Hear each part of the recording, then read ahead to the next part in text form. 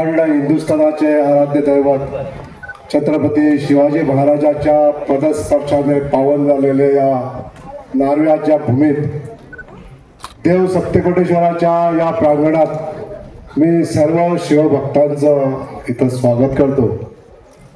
आज शिवप्रतिष्ठान युवा हिंदुस्थान मूळ सांगली येथील या संस्थेनं तसंच डिचोली तालुक्यातील असंख्य शिवभक्तांच्या सहकार्याने आज इथं महारॅलीचं आयोजन झालेलं आहे आणि या रॅलीचा मुख्य उद्देश जो आहे तो छत्रपती शिवाजी महाराजांनी गोव्यावर केलेले उपकार प्रत्येक गोमंतकीय आणि प्रत्येक हिंदू समाजातल्या लोकांच्या मनात रुजवावे ध्यान असावं आणि ही मोहीम यशस्वीरित्या राज्याच्या किंवा देशाच्या संबंध प्रांतामध्ये ही मोहीम यशस्वीरित्या राबवणारे ही संस्था शिवप्रतिष्ठान युवा हिंदुस्थान या संस्थेचे संस्थापकीय अध्यक्ष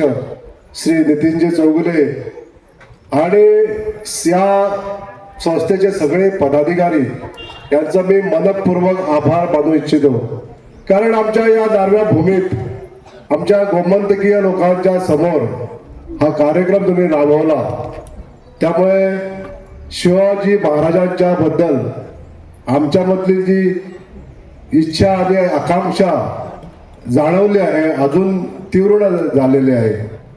आज या कार्यक्रमाला व्यासपीठावर प्रमुख पाहुणे या नात्यानं उपस्थित आहेत गोव्या राज्याचे आदरणीय समाज कल्याण मंत्री सुभाषजी फळदेसाई, प्रिय मतदारसंघाचे आमदार ज्यांचा आत्ताच आपण विचार ऐकले ते म्हणजेच माननीय श्री गोविंदजी गावडे, या नार्वे गावचे प्रथम नागरिक आमचे मित्र श्री तुकाराम गावडे, देवस्थानचे अध्यक्ष श्री विजय सरदेसाई, सई वल्लभ मंदारजी, गोवा राज्य राष्ट्रीय सहयोग संघाचे अध्यक्ष सर राजेंद्रजी भोबे, सनातन संस्थेचे चेतनजी कंक, श्री सिद्धेशजी कंक जे आपल्या महाराष्ट्रामधून खास इथे निमंत्रित आहेत, तसेच या संस्थेचे सगळे इतर पदाधिकारी आणि मोठ्या संख्येनं महाराष्ट्राहून गोव्यात आलेल्या सगळ्या शिवभक्तांना माझा नमस्कार। आज या आमच्या नार्वे गावात सप्तकोटेश्वर महाराजांच्या या पदस्पर्शात आज तुमचा स्पर्श झाला।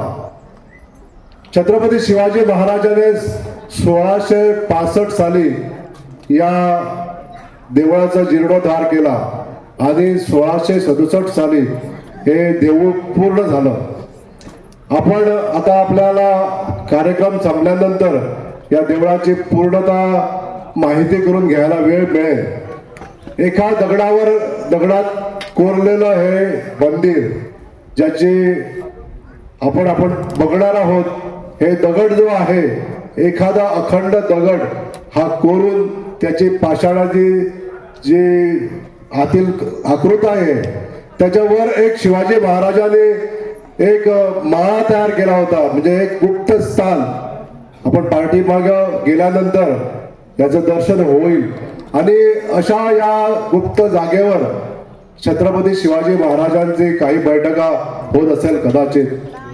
आपण आता ज्या जागेवरून इथं आलो आहोत म्हणजे डिचोलीहून इथं आलो आहोत आणि या छत्रपती शिवाजी महाराजांनी बांधलेल्या या देवळात ज्या जागेवर आपण डावी बाजूने बघतो या जागेवर आतून भुयारी मार्ग डिचोली पर्यंत होता, आता असा इतिहास आहे आणि ही भुयारी मार्ग आपण आपल्याला दिसण्यासाठी त्या जागेवर आपण जाळीला तो कव्हर केलेला आहे। अशा तऱ्हेचा इतिहास या छत्रपती शिवाजी महाराजांच्या कृपेनं आमच्या या नार्वे गावात हा इतिहास घडवून ठेवलेला आहे। गोव्या सरकारच्या पुरातत्व खात्यानं 2 वर्षापूर्वी आदरणीय मंत्रीजी सुभाषजी फळदेसाई यांच्या नेतृत्वात या देवळाचा पुनर्बांधणी झाली। 6 कोटी रुपये खर्च करून या पूर्ण परिसराचं सुशोभीकरण झालं।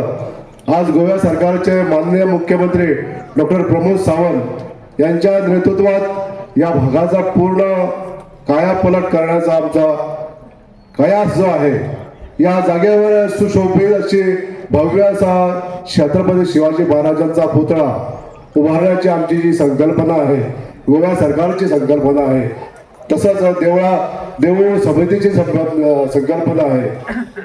आज या दिवशी ची आम्ही संकल्पना केलेली आहे।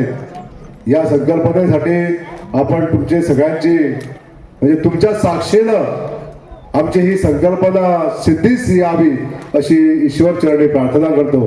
आज तुमच्या या सानिध्यात आम्हाला हा वेळ, आज सर्व शिवभक्तांनी आम्हाला हा दिवस यशस्वीरित्या संकल्पना करून दाखवला आणि आज तुमच्या सगळ्यांच्या सहवासात जी काय संकल्पना या संस्थेची आहे, म्हणजे पूर्ण हिंदुस्थानात हिंदवी स्वराज्याचे संस्थापक छत्रपती शिवाजी महाराजांचा इतिहास जन्मोजन्मी सगळ्यांच्या मनामध्ये तेवत राहावा, हा संकल्प घेऊन तुम्ही जे कार्य करत आहात त्यासाठी आमचं पूर्ण सहकार्य तुमच्या बरोबर राहणार आहे।